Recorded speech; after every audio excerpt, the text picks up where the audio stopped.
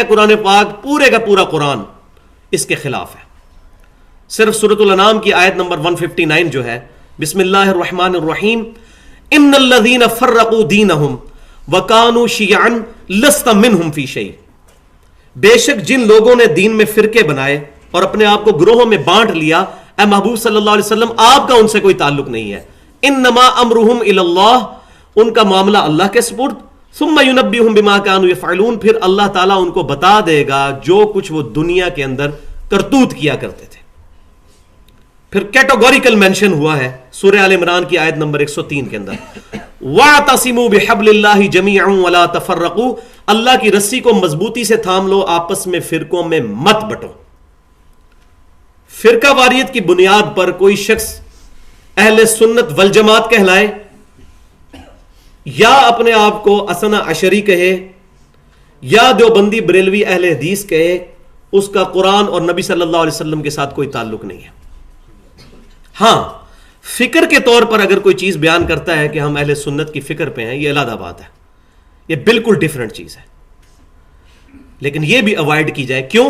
سورۃ الحج پڑھ لیں، آخری رکوع ہے، بسم اللہ الرحمن الرحیم، هو سماکم المسلمین من قبل وفی ھذا، اللہ تعالیٰ نے، اللہ کے محبوب پیغمبر سیدنا ابراہیم علیہ السلام نے بہت پہلے تمہارا نام مسلمان رکھ دیا، اور اللہ نے اس کتاب میں تمہارا نام مسلمان رکھا ہے.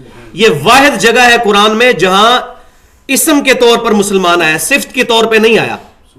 باقی جگہوں پر آیا وَلَا تَمُوتُنَّ إِلَّا وَأَنْتُمْ مُسْلِمُونَ، دیکھنا تمہیں موت نہ آئے مگر اس حال میں کہ تم مسلمان مرنا. تو وہ کہتے ہیں نہیں جی، ادھر مسلم کا مطلب ہے فرمانبردار بننا، لیکن یہاں لفظ آیا ہوا سماکم المسلمین، اللہ نے تمہارا نام ہی مسلم رکھا ہے، مسلمان. اب یہ جھگڑا نہیں کرنا چاہیے کہ مسلمان یا مسلم، یہ ایک ہی لفظ استعمال ہو رہے ہیں. عربی میں مسلم، انگلش میں مسلم، اردو میں مسلمان لفظ استعمال ہو جاتا ہے. تو فرقہ واریت سے بالا تر ہو کر اگر کتاب و سنت کو پڑھا جائے گا، پھر انشاءاللہ تعالی کوئی بعید نہیں کہ ہمیں یہ ٹاپک سمجھ نہ آ سکے. لیکن جب فرقے گھسیں گے پھر یہ باتیں ہضم کرنا مشکل ہو جائیں گی. میں یہاں وہی بات کروں گا، بڑی ننگی بات، بڑی اریاں اور نیکڈ بات، کہ بھائیوں قادیانی صرف اس لیے کافر ہیں کہ ہم قادیانیوں کے گھر نہیں پیدا ہوئے. سیدھی سی بات ہے، سچی سی. اگر ہم میں سے یہاں جتنے 100 کے قریب لوگ بیٹھے ہیں، اگر ہم لوگوں کے ماں باپ قادیانی ہوتے، ڈیفینیٹلی قادیانی ہوتے ہم لوگ. میں اپنی بات کرتا ہوں، ہم قادیانی ہوتے. ہم کبھی بھی نہ یہ سوچتے کہ ہم سے باہر بھی حق لائی کر سکتا ہے.